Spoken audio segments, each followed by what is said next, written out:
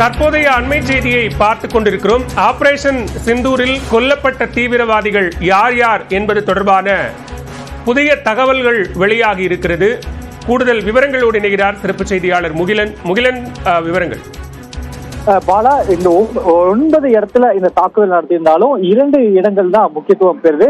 அதுல ஒண்ணுதான் இந்த முர்டிகே என்ற அந்த பகுதி. அந்த பகுதியிலும் இன்றைக்கு இந்த ஏவுகணைகளை பயன்படுத்தி தாக்குதல் ஆனது நடைபெற்றது. இந்த முர்டிகேவை குறிவைக்க காரணம் அங்கு இருந்து செயல்படக்கூடிய இந்த லஷ்கர் இ தொய்பா தீவிரவாத அமைப்பு. லஷ்கர் இ தொய்பா தீவிரவாத அமைப்பு அந்த முர்டிகே அந்த பகுதியை தான் தலைமையிடமாக கொண்டு அங்கு பல்வேறு அந்த தீவிரவாத தாக்குதல்கள் மற்றும் தீவிரவாத தாக்குதலுக்கான திட்டமிடுதல் போன்ற அனைத்து நடவடிக்கைகளும் அவர் அங்கிருந்தான் மேற்கொள்கின்றனர். அதனாலேயே அந்த இடத்தில் கூடுதலான கவனம் செலுத்தப்பட்டு தாக்குதலும் நடத்தப்பட்டது. அந்த பகுதியில் மட்டும் பல முக்கியமான தீவிரவாதிகள் பதுங்கி இருக்கின்றனர், இல்ல அங்கிருந்துதான் பயிற்சி பெறுகின்றனர் என்ற தகவலின் அடிப்படையிலேயே, அதாவது உளவுத்துறை தகவலின் அடிப்படையிலேயே தாக்குதலானது நடைபெற்றது. தற்போது 2 ஹை வேல்யூ டார்கெட் என்று சொல்வார்கள். அதாவது ஒரு அமைப்பில் இருக்கக்கூடிய முக்கிய பொறுப்பில் இருக்கக்கூடிய தீவிரவாதிகளை ஹை வேல்யூ டார்கெட் என்று சொல்வார்கள். அவ்வாறு தற்போது அப்துல் மாலிக் மற்றும் முடசீர் என்ற 2 தீவிரவாதிகள் தற்போது இந்த தாக்குதலில் கொல்லப்பட்டிருப்பதாக தகவல்கள் வெளியாயிருக்கிறது. அதில் முடசீரின் அந்த புகைப்படமானது தற்போது நியூஸ் 18 கிடைத்திருக்கிறது. அதை நாம் தற்போது வெளியிட்டுக் கொண்டிருக்கிறோம். இன்னும் பல ஏற்கனவே ஒரு அப்துல் இன்னும் பல தீவிரவாதிகள் இதில் கொல்லப்பட்டிருக்கலாம் என்றும் நம்பப்படுகிறது. இது தொடர்பான தகவல்கள் இன்னும் வெளிவர இருக்கின்றன. ஏற்கனவே நாம் கூறியது போல இங்கு யார் இருக்கிறார்கள், அதாவது ஒரு இடத்தில் இந்த தாக்குதல் நடந்த இடத்தில் யார் இருக்கிறார்கள், அவர்கள் என்னென்ன பணிகளில் ஈடுபடுகிறார்கள் போன்ற அனைத்து தகவலும் உறுதி செய்யப்பட்டு இந்த தாக்குதலானது நடத்தப்பட்டது. ஏனென்றால் பொதுமக்களுக்கோ இல்ல பாகிஸ்தான் அரசுக்கு சொந்தமான எந்த இடங்களிலோ இந்த தாக்குதல் நடைபெறவில்லை. குறிப்பாக குறிவைத்து இந்த தீவிரவாதிகள் இருக்கக்கூடிய இடம் பார்த்து இந்த தாக்குதல் ஆனது நடைபெற்றிருக்கிறது. அதனால் இந்த தாக்குதலில் மேலும் பலர் உயிர் இழந்திருக்கலாம் என்றும் எதிர்பார்க்கப்படுகிறது. இனியும் அது தொடர்பான தகவல்கள் மேலும் வெளிவருவதற்கான சாத்தியக்கூறுகள் இருக்கின்றது. பாலா, முகிலன், மிக முக்கியமா 9 முகாம்கள் மேல தாக்குதல் நடத்தப்பட்டதுல லஷ்கர் இ தொய்பா அமைப்பினுடைய பயிற்சி முகாம் என்பதும் முற்றிலுமாக தகர்க்கப்பட்டது அப்படிங்கிறது ராணுவம் வெளியிட்ட வீடியோ ஆதாரங்கள் மூலமாக தெரிய வந்தது. இந்த குறிப்பிட்ட இருவர் எந்தெந்த நிகழ்வுகளில் தொடர்புடையவர்களாக இருக்கிறார்கள், இவர்களுடைய பின்னணி என்ன? பாலா, இதுவரை இவர்கள் என்னென்ன பணிகளில் ஈடுபட்டார்கள் என்பது இதுவரை தெரியவில்லை. ஆனால் நம்ம ஏற்கனவே நமது செய்தி வெளியிட்டிருக்கிறோம்.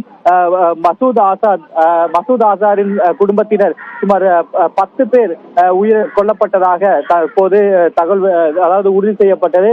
ஆனால் மசூத் ஆசார் இதில் உயிர் தப்பி இருக்கிறார்.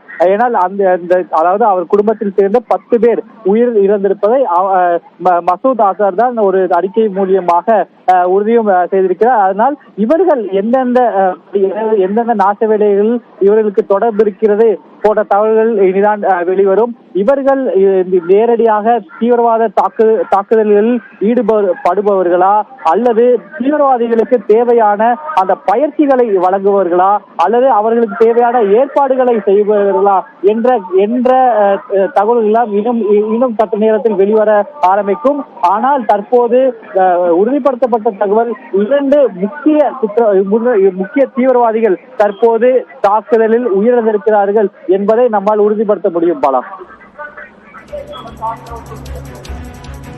முகிலன், அதே நேரத்தில் பல்வேறு பகுதிகளில் நடத்தப்பட்ட இந்த தாக்குதல்ல முக்கியமாக நீங்க குறிப்பிட்டது போல மசூத் அசாரினுடைய குடும்ப உறுப்பினர்கள் உயிரிழந்தார்கள் என்கிற தகவலை அவரது தரப்பு உறுதிப்படுத்தியிருந்தது. இது ராணுவ தரப்பிலிருந்து உறுதிப்படுத்துவதற்கான வாய்ப்புகள் இருக்கா? பாலா, இது தொடர்பான பணிகள் தொடர்ந்து நடைபெற்று வருகிறது. அதே போல இந்த தாக்குதல் நடைபெற்ற இடங்களை கண்காணிக்கும் பணியை இந்த உளவுத்துறையானது தொடர்ந்து ஈடுபட்டு வருகிறது.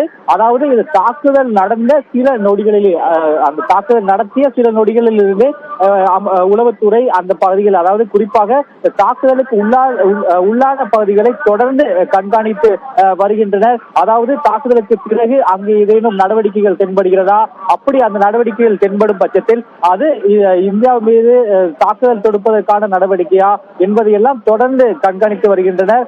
இனிதான் இது தொடர்பான தகவல்கள் வெளியே வரும். அதாவது உண்மையிலேயே அந்த அறிக்கையை சொல்வதுபடி மசூத் அசார் உயிருடன் இருக்கிறார், மற்ற குடும்பத்தினர் கொல்லப்பட்டிருக்கிறார்களா, அல்லது மசூத் அசாரும் இந்த தாக்குதலில் கொல்லப்பட்டாரா என்ற தகவல் எல்லாம் இன்னும் சற்று நேரத்தில் உறுதி செய்யப்படும். ஏனால் இன்னும் இதுக்கு முன்பான பல விஷயங்கள் நாம் பார்த்திருக்கிறோம். அதாவது ஒரு நபர் கொல்லப்பட்ட போதும் அவர் உயிருடன் இருக்கிறார் என்ற ஒரு அறிக்கை வெளிவரும்.